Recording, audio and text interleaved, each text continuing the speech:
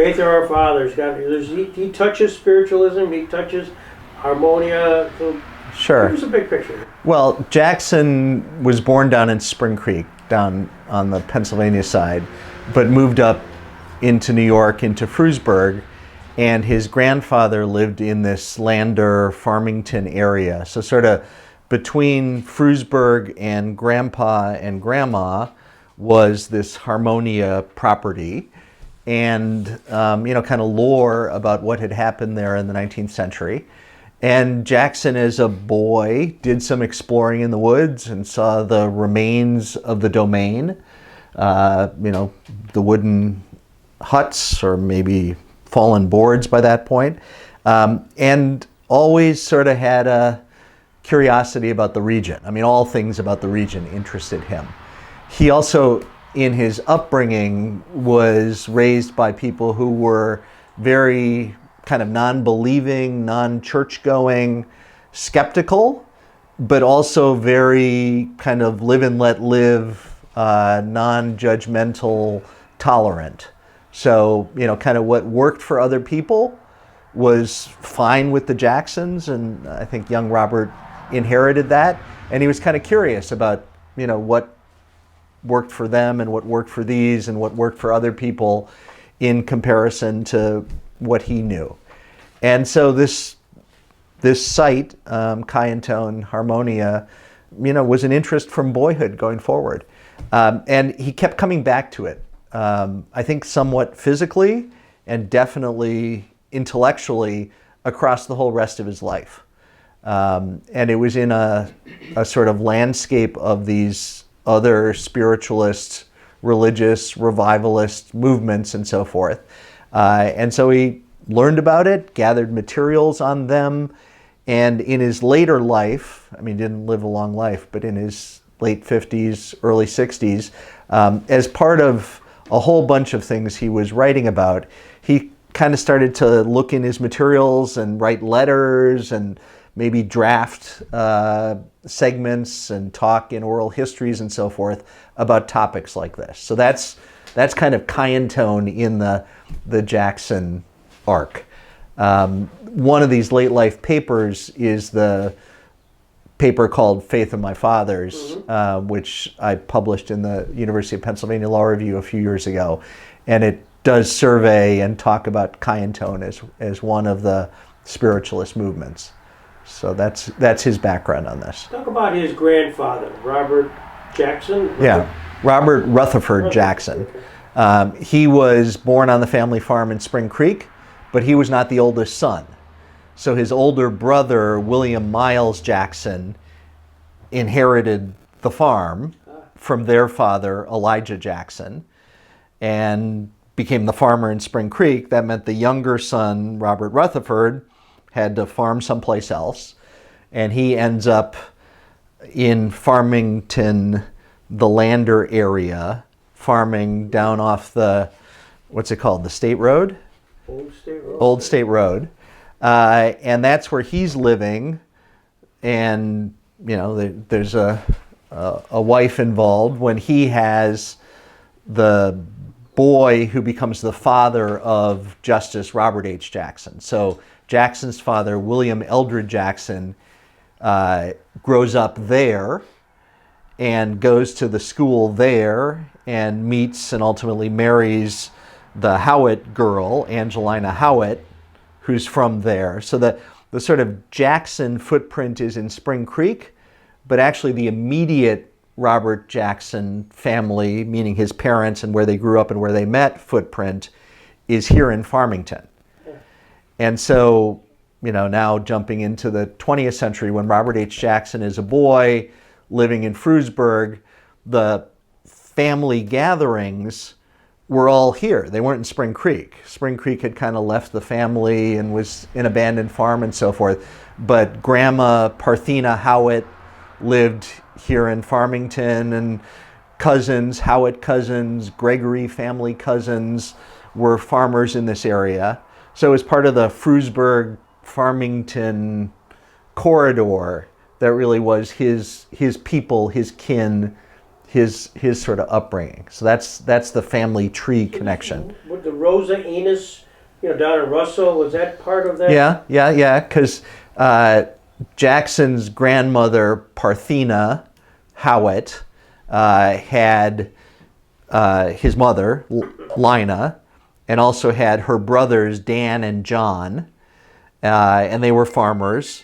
And then one of them moved into Russell, and he and his wife helped raise Rosa, who was a daughter of another branch of the family, but kind of orphaned, and they took her in and so forth. So we met her in her old age, 2004 or something. But yeah, she was the next generation down from that. So she was kind of cousin Rosa to Robert Jackson. When you read this, this is in the Bailey papers, about the L.J. Bennett, who was a pastor and had this recollections. Right. Does that ring? Do you think? Does that ring? Well, I mean, it's a little story about Robert Jackson's grandfather, Robert Rutherford Jackson.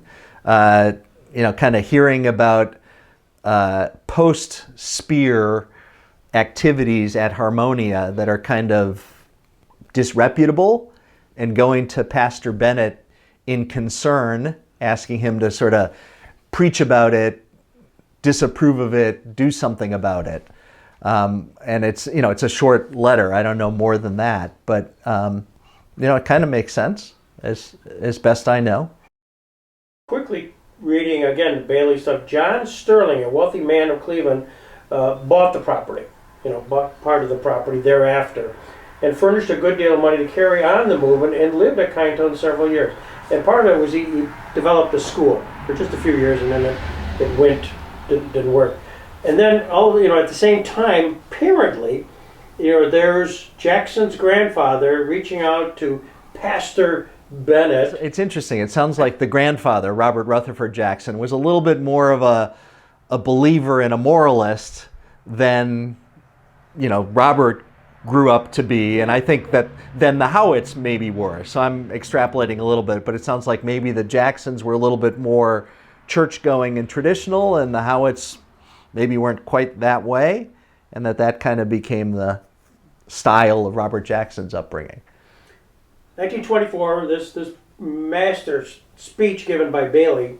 Right. By the way, the whole idea was the gathering, this Universalist University Club. University Club was there. University Club like Harvard, Yale, Columbia, Cornell, and a bunch of guys in Jamestown getting together. These were like the 5 great universities of the United States. We forgot Amherst. Amherst is a college. Yes, that's right. Oh, okay, I stand corrected. These guys had a graduate program, in their minds at least. So visualize, if you will, in 1924, a picnic, essentially a picnic on the grounds, and they bring it's a tureen. They bring their chairs, and the Boy Scouts are doing this, and this guy Bailey reads his paper. Right. With Jackson up, the Jackson's part of that. What's his role in all that? So there's some newspaper stories. This is June 7th, 1924, the event, and it's written up in the Jamestown newspapers in the succeeding days. The University Club party came down to Harmonia. There were about 50 of them, the club from Jamestown, and their guests. They motored down. This is the early automobile era, and Robert Jackson's a young, prosperous, car-owning lawyer, and they go to the farmland, which is owned by a man named Homer Preston, predecessor to Mr. Cheney here, who owned at least a piece of this property. And Homer Preston was a law client of Robert Jackson. I don't quite know who William Bailey was, except he was part of the University Club. And Bailey is the lead presenter and reads, at least as it's described, his paper, which is a very long paper. So I have to say, this sounds... And if you imagine sitting in the sun, this paper is like, it's less than yours, but think about it, you'd be... Yeah, it's 30, 40, 50 pages. Yeah. It sounds like not the most exciting picnic ever. But Mr. Bailey reads his paper about Harmonia and its history and so forth. And then Robert Jackson is the commenter who reads his comments on Bailey's paper. And then other people speak, including Oliver Chase and Wilbert Northrup from Warren, who was an aged man who had, as a young man, attended some of the spiritualist gatherings back in the Harmonia era. And then the Boy Scouts, who had brought in the chairs and built some bridges to get them across different streams, served a picnic supper. So that was the University Club outing of June 7, 1924. And are Jackson's comments on Bailey's paper, I presume Bailey gave the paper ahead of time to review, and then Jackson's going to react. Do you have that? I think so. No, not the 1924 version. I'd be curious. Yeah, no, I'd be very curious too. There's a file of Jackson papers, which is kind of his Harmonia research, but it seems to be stuff he scribbled and letters he wrote in the 1940s and the 1950s. Yeah. And it's him getting a copy of the Bailey paper then, which he remembered from 1924. It's not his 1924 papers. Yeah. I think that's part of the tragically lost Jamestown Law Office's files, which he kind of put in temporary storage when he went to Washington, but he never came back, and then eventually they kind of all got purged out. That's my guess. So that's Robert Jackson in 1924, and life goes forward. Homer Preston dies a few years later. Jackson represents the widow of Homer Preston, and he's the executor of the estate. And it seems like it's a fairly extensive estate. And then Jackson goes to Washington and to government and, is busy with all the things he does over the next 20 years. But by the 1950s, he's on the Supreme Court.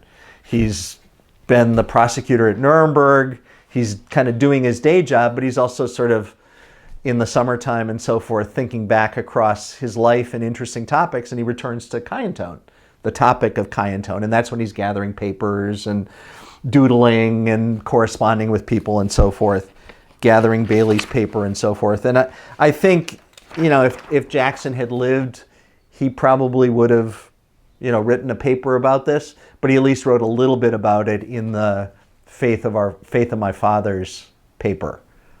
And he was interested. He was authentically, he was your predecessor, Greg, in this. No, there you go. No, right. Completely. Paved the way for me. And yours. Some holy water in that bottle and put it on. No, both of you guys and all of us here. He was authentically interested. It was curious. He wasn't passing judgment. He wanted more details. It was. And it seems like he thought it was important. Yes, yeah. No, it was an exercise of human intellectual capacity and spiritual commitment and, things that he valued highly. It also, and this is me being perhaps overreaching, it had some of these universalist ideas which really mattered to him. Kind of constitutional law and Nuremberg and preventing war, and these are like grand universal ideas, and for some of it to have occurred in the woods where he grew up, connected across his life, and of course I think that kind of clicked for him. Yeah. So that's what I know. In the Faith of My Fathers, doesn't he conclude with, some people may doubt about the spiritualism, but I don't know. Yeah, no. He says a very modest sort of, who is to know and who is to judge. He has a beautiful paragraph, which I can't quite do from memory, and I didn't bring a copy. But he says, when someone in his family died, the Jacksons, Howitts, etc., didn't really believe in the hereafter, didn't have a religious framework that they put that in, but like people everywhere, from time immemorial, they gathered, they were sad, they consoled themselves in their grief, and they pondered the bigger meaning of being here and a person's life being done. And who's to know what... That resonates with the context of the 19th century we're dealing with there. Yeah, yeah. Yeah, and I think this is it. Last paragraph, but I cannot add one thought to those I heard expressed by simple country folk around the fireside when death had struck in their midst, and they were pensive and sad. See, he wrote much better than I do. Well, I'm glad I heard this. Yeah, that's exactly the passage. Yeah. I'm sure in what you're doing that you would have liked Robert Jackson, or we would have all liked. He seems like a very Yeah. nice, sensible person. He had this great sort of regular person approach to life and affinity for people. I mean, he reached exalted offices and global stature and so forth, but he wasn't that into being famous or being a big shot. You know, his people, his favorite places, his preferred experiences were, you know, like the basic stuff. Yeah. So yeah, he would have been right here. He would have ridden up on a horse. He would have tromped around in the woods. He would have been, you know, mud on his boots. Mm-hmm. He had a quip about Washington, D.C. that it was filled with, you'd go to a Washington, D.C. event, and it was filled with so many people that you could only meet them briefly, but luckily they were the type of people you would only want to meet briefly. That resonates too. Yeah. So no, I mean, he was a child of this land. He was a life of this land, and very much, sort of a naturalist and a thinker and a gardener and a farmer and a horseback rider and, just very fundamental basic pursuits, and then using his mind to try and, reflect on things and figure things out. Yeah, we would have liked him a lot. Yes. We would have liked him a lot. And since he's a product of this land, you've taken up a lot of your time, Mo, but if we could see that land, which is over across the road, if you still have time. Sure. That'd be great. And Greg and I are just from, I suspect there's a little bit of walking here, but will there be a lot of walking, to get to where you want to get to? It depends. So As I recall, getting up to the cave that it had a picture of, you could drive right up to that. Well, we